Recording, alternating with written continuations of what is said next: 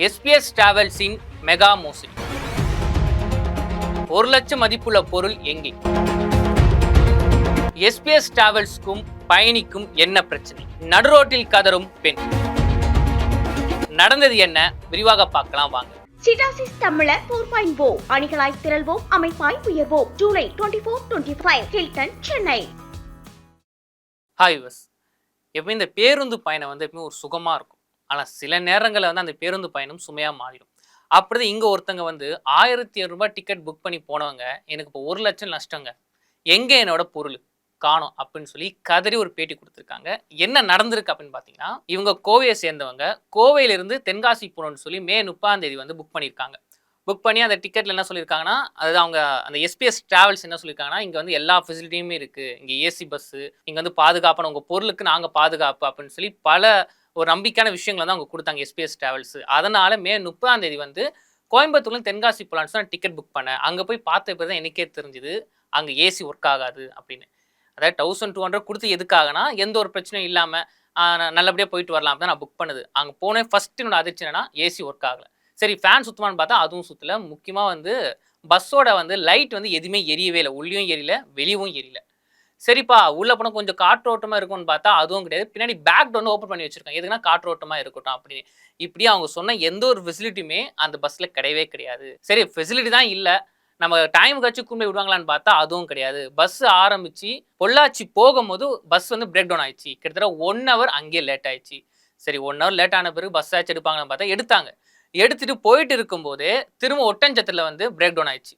என்னடா அது ஃபஸ்ட்டு ஒரு இடத்துல தான் பிரேக் டவுன் ஆயிடுச்சு, இங்கே ஒரு பிரேக் டவுன் ஆயிடுச்சுன்னா நேரத்துக்கு போக முடியாதுன்னு சொல்லி பஸ்ஸில் இருக்கவங்க எல்லாரும் வந்து கேள்வி கேட்க ஆரம்பித்தாங்க. உடனே வந்து அந்த இடத்துல வந்து திருச்செந்தூர் நோக்கி போகிற எஸ்பிஎஸ் டிராவல்ஸ் பஸ் ஒன்று வந்துச்சு. சரி எல்லாம் நீங்கள் அதில் ஏறி போங்க அப்படின்னு சொல்லி அந்த பஸ்ஸோட கண்டக்டர் சொன்னார். நாங்களும் ஏறி போனோம். அப்போ நான் அவனோட கேட்டேன், என்னோட பொருள் வேணும்.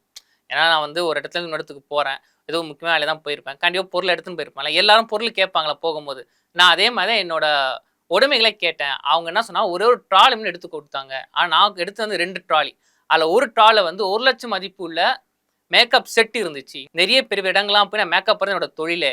கிட்டத்தட்ட என்னோட இன்னொரு ட்ராலில் 1 லட்சம் மதிப்புள்ள பொருள் இருந்துச்சு. ஆனால் அந்த ட்ராலி மிஸ் ஆயிடுச்சு. நான் கேட்டேன், நாங்கள் 2 ட்ராலி எடுத்துன்னு வந்தேன், ஒரு ட்ராலி தான், இன்னொரு ட்ராலி எங்கன்னு கேட்டதுக்கு சரியான பதிலும் இல்லை, ரெஸ்பான்ஸும் கிடையவே கிடையாது. இப்போ அந்த ட்ராலி வச்சு தான் என்னோட பொழப்பே. நான் உடனே என்ன சொல்கிறேன், நீங்கள் ட்ராலி கொடுத்தா தான் நான் இங்கே நகர்வேன் அப்படின்னு அந்த கண்டக்டர்ட்டையும் டிரைவர்ட்டையும் சொன்னேன். ஆனால் அவங்க வந்து காதலே வாங்காமல் பஸ் எடுக்க பார்த்தாங்க. ஒன்று கூட இருக்க பெண்கள்லாம் கேட்டேன், ஏன்பா அந்த பொண்ணு இப்படி வந்து சத்தம் போடுறாங்க, என்ன ஆச்சுன்னு கேட்டதுக்கு அவங்க வந்து சரியான ரெஸ்பான்ஸ் அவங்களுக்கும் கொடுக்கல. நான் கத்தி பேசிட்டு இருக்கும்போது பஸ் எடுத்துகிட்டு போயிட்டாங்க. உடனே வந்து நான் கோயம்புத்தூர் மற்றும் தென்காசியில் இருக்கிற அந்த பிரான்ச்சுக்கு கால் பண்ணி பேசினேன். சரியான ரெஸ்பான்ஸும் கிடைக்கல. அப்புறம் மேனேஜருக்கே போய் நேரில் போய் பார்த்தேன். பார்த்தா உங்கள் பொருள் நீங்கள் தான் பத்திரமா வச்சுக்கணும் அப்படின்னு சொல்லி நாங்கள் கேட்ட எந்த கேள்விக்கும் ரெஸ்பான்ஸாக அவர் கொடுக்கவே இல்லை. பார்த்தா எங்கள் ஹஸ்பண்டையை பற்றி தப்பு தப்பாக பேசினேன். இதுக்கு எல்லாமே வந்து எனக்கு வீடியோவும் இருக்குது, ஆதாரங்கள் இருக்குது, நான் போலீஸ் கம்ப்ளைண்ட் கொடுக்கும்போது இதெல்லாம் கண்டிப்பாக கொடுப்பேன் அப்படின்னு அந்த பெண் வந்து அந்த ஒரு பேட்டியில் சொல்லியிருக்காங்க. சரி மேனேஜர் தான் இப்படி பேசுகிறேன், பேசாமல் ஹெட் ஆஃபீஸுக்கு ஃபோன் பண்ணலான்னு சொல்லி ஹெட் ஆஃபீஸுக்கும் கால் பண்ணேன். கிட்டத்தட்ட நான் இது வரைக்குமே ஒரு 30 கால் பண்ணியிருப்பேன். அந்த 30 காலுக்குமே அவங்க ரெஸ்பான்ஸ் கொடுக்கவே இல்லை, ஏன் எடுக்கவே இல்லை. ஒரு கட்டத்துக்கு அப்புறம் என்னோட நம்பரை பிளாக் லிஸ்ட்லேயே போட்டு வச்சுட்டாங்க. பொதுவாக வந்து ஒரு பஸ் டிராவல்ஸை புக் பண்ணுறதுக்காகனா எந்த ஒரு பிரச்சனையும் இல்லாமல் நம்ம வந்து சுகமாக போனோம் அப்படின்னா புக் பண்ணுறது. இந்த மாதிரி நிறைய பஸ் கம்பெனிங்க வந்து முறையான ஒரு ஃபெசிலிட்டி பண்ணி கொடுக்குறதே இல்லை. சொல்லுவாங்க இங்கே வந்து எல்லா வசதியுமே இருக்குது, நீங்கள் வந்து பாதுகாப்பாக போகலாம், பாதுகாப்பாக வரலாம் எங்கள் ட்ராவல்ஸ்னு சொல்லுவாங்க. ஆனால் சில டிராவல்ஸ் கம்பெனி, எல்லா டிராவல்ஸும் கம்பெனி இல்லை, சில டிராவல்ஸ் கம்பெனி வந்து பயணிகளோட பாதுகாப்பு முக்கியத்துவம் கொடுக்குறதே கிடையாது. இவ்வளோ ஸ்பீடு தான் போகும்னு சொல்லுவாங்க, ஆனால் ஹை ஸ்பீடில் போவாங்க. கேட்டால் வந்து அடுத்த ஒரு பேட்ச் வந்து டிராவல்ஸ் எடுக்கணும்ன்றதுக்காக.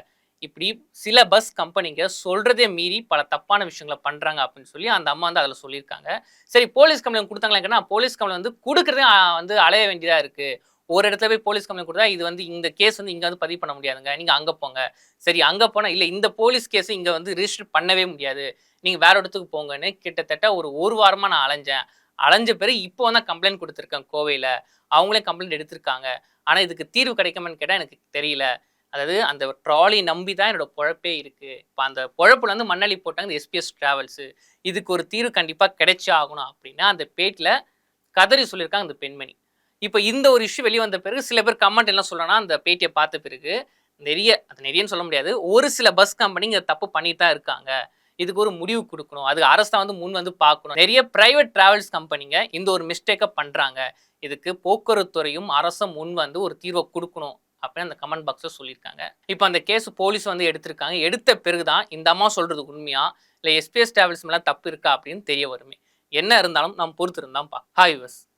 எப்பவுமே இந்த பேருந்து பயணம் வந்து எப்பவுமே ஒரு சுகமா இருக்கும். ஆனா சில நேரங்கள்ல வந்து அந்த பேருந்து பயணம் சுமையா மாறிடும். அப்படிதான் இங்க ஒருத்தங்க வந்து ரூ. 1,700 டிக்கெட் புக் பண்ணி போனவங்க, எனக்கு இப்போ 1,00,000 நஷ்டங்க. எங்க என்னோட பொருள்? காணோம் அப்படின்னு சொல்லி கதறி ஒரு பேட்டி குடுத்துருக்காங்க. என்ன நடந்திருக்கு அப்படின்னு பார்த்தீங்கன்னா, இவங்க கோவைய சேர்ந்தவங்க.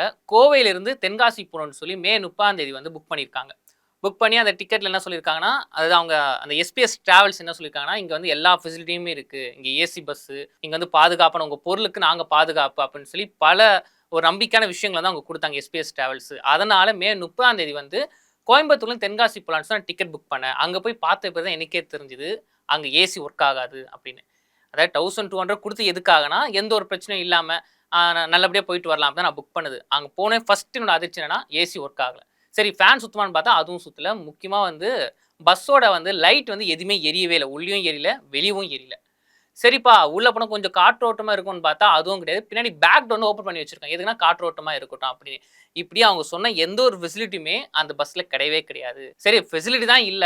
நம்ம டைமுக்காச்சும் கூண்டு போய் விடுவாங்களான்னு பார்த்தா அதுவும் கிடையாது. பஸ் ஆரம்பிச்சு பொள்ளாச்சி போகும்போது பஸ் வந்து பிரேக் டவுன் ஆயிடுச்சு. கிட்டத்தட்ட 1 ஹவர் அங்கேயே லேட் ஆயிடுச்சு. சரி 1 ஹவர் லேட் ஆன பிறகு பஸ் ஆச்சும் எடுப்பாங்களான்னு பார்த்தா எடுத்தாங்க. எடுத்துட்டு போயிட்டு இருக்கும்போதே திரும்ப ஒட்டன்சத்திரத்துல வந்து பிரேக் டவுன் ஆயிடுச்சு. என்னடா அது ஃபர்ஸ்ட்டு ஒரு இடத்துல தான் பிரேக் டவுன் ஆச்சு. இங்க ஒரு பிரேக் டவுன் ஆச்சுன்னா, நேரத்துக்கு போக முடியாதுன்னு சொல்லி பஸ்ல இருக்கவங்க எல்லாரும் வந்து கேள்வி கேட்க ஆரம்பிச்சாங்க. உடனே வந்து அந்த இடத்துல வந்து திருச்செந்தூர் நோக்கி போற எஸ்பிஎஸ் டிராவல்ஸ் பஸ் ஒண்ணு வந்துச்சு. சரி எல்லாம் நீங்க அதுல ஏறி போங்க அப்படின்னு சொல்லி அந்த பஸ்ஸோட கண்டக்டர் சொன்னாரு. நாங்களும் ஏறி போனோம். அப்ப நான் அவனோட கேட்டேன். என்னோட பொருள் வேணும். ஏன்னா நான் வந்து ஒரு இடத்துல இருந்து இன்னொரு இடத்துக்கு போறேன். ஏதோ முக்கியமான வேலையா தான் போயிருப்பேன். கண்டிப்பா பொருள் எடுத்துன்னு போயிருப்பேன்ல. எல்லாரும் பொருள் கேட்பாங்கல்ல போகும்போது.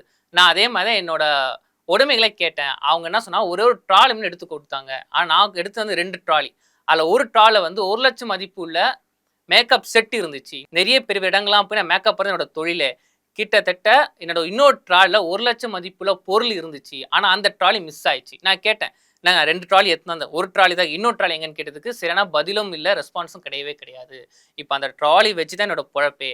நான் உடனே என்ன சொல்றேன், "நீங்க ட்ராலி குடுத்தா தான் நான் இங்கருந்து நகருவேன்" அப்படின்னு அந்த கண்டக்டர்ட்டயும், டிரைவர்ட்டயும் சொன்னேன். ஆனா அவங்க வந்து காதுலயே வாங்காம பஸ் எடுக்க பார்த்தாங்க. உடனே கூட இருக்க பெண்கள்லாம் கேட்டேன். "ஏன்பா அந்த பொண்ணு இப்படி வந்து சத்தம் போடுறாங்க? என்ன ஆச்சுன்னு?" கேட்டதுக்கு, அவங்க வந்து சரியான ரெஸ்பான்ஸ் அவங்களுக்கும் குடுக்கல. நான் கத்தி பேசிட்டு இருக்கும்போது பஸ் எடுத்துட்டு போயிட்டாங்க. உடனே வந்து நான் கோயம்புத்தூர் மற்றும் தென்காசியில இருக்க அந்த பிரான்ச்சுக்கு கால் பண்ணி பேசினேன். சரியான ரெஸ்பான்ஸும் கிடைக்கல. அப்புறம் மேனேஜருக்கே போய் நேர்ல போய் பார்த்தேன். பார்த்தா, "உங்க பொருள் நீங்க தான் பத்திரமா வச்சுக்கணும்" அப்படின்னு சொல்லி, நாங்க கேட்ட எந்த கேள்விக்கும் ரெஸ்பான்ஸா அவரு குடுக்கவே இல்ல. பார்த்தா எங்க ஹஸ்பண்டையும் பத்தி தப்பு தப்பா பேசினேன். இதுக்கு எல்லாமே வந்து எனக்கு வீடியோவும் இருக்கு. ஆதாரங்கள் இருக்கு. நான் போலீஸ் கம்ப்ளைண்ட் குடுக்கும்போது இதெல்லாம் கண்டிப்பா குடுப்பேன். அப்படின்னு அந்த பெண் வந்து அந்த ஒரு பேட்டில சொல்லியிருக்காங்க. சரி மேனேஜர் தான் இப்படி பேசுறாரு. பேசாம ஹெட் ஆஃபீஸ்க்கு ஃபோன் பண்ணலான்னு சொல்லி ஹெட் ஆஃபீஸுக்கும் கால் பண்ணேன். கிட்டத்தட்ட நான் இதுவரைக்குமே ஒரு 30 கால் பண்ணியிருப்பேன். அந்த 30 காலுக்குமே அவங்க ரெஸ்பான்ஸ் குடுக்கவே இல்ல. ஏன் எடுக்கவே இல்ல. ஒரு கட்டத்துக்கு அப்புறம் என்னோட நம்பர பிளாக் லிஸ்ட்லயே போட்டு வச்சுட்டாங்க.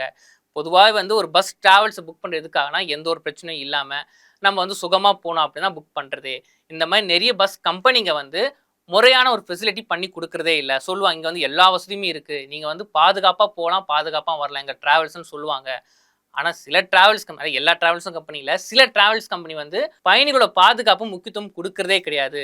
இவ்வளோ ஸ்பீட்ல தான் போகும்னு சொல்லுவாங்க. ஆனா ஹை ஸ்பீட்ல போவாங்க. கேட்டா வந்து அடுத்த ஒரு பேட்ச் வந்து டிராவல்ஸ்க்கு எடுக்கணும் இதுக்காக. இப்படி சில பஸ் கம்பெனிங்க சொல்றதே மீறி பல தப்பான விஷயங்கள பண்றாங்க அப்படின்னு சொல்லி அந்த அம்மா வந்து அதுல சொல்லியிருக்காங்க. சரி போலீஸ் கம்ப்ளைண்ட் குடுத்தாங்களா கேட்டா, போலீஸ் கம்ப்ளைண்ட் வந்து குடுக்குறதே வந்து அலைய வேண்டியதா இருக்கு.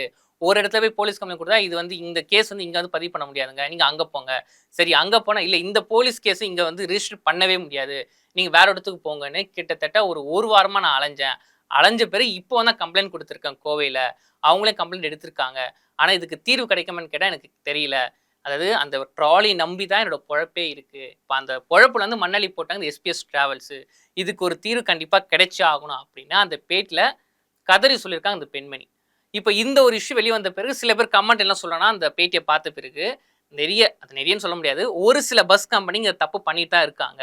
இதுக்கு ஒரு முடிவு குடுக்கணும். அது அரசு தான் வந்து முன் வந்து பார்க்கணும். நெறைய பிரைவேட் டிராவல்ஸ் கம்பெனிங்க இந்த ஒரு மிஸ்டேக்க பண்றாங்க. இதுக்கு போக்குவரத்து துறையும் அரசும் முன் வந்து ஒரு தீர்வ குடுக்கணும். அப்படின்னு அந்த கமெண்ட் பாக்ஸ்ல சொல்லியிருக்காங்க. இப்ப அந்த கேஸ் போலீஸ் வந்து எடுத்திருக்காங்க. எடுத்த பிறகு தான் இந்த அம்மா சொல்றது உண்மையா? இல்ல எஸ்பிஎஸ் டிராவல்ஸ் மேல தப்பு இருக்கா? அப்படின்னு தெரிய வருமே. என்ன இருந்தாலும் நாம் பொறுத்திருந்தான் பார்க்கணும். சிட்டாசிஸ் தமிழர் 4.0 அணிகளாய் திரள்வோம், அமைப்பாய் உயர்வோம். July 24-25 Hilton, Chennai.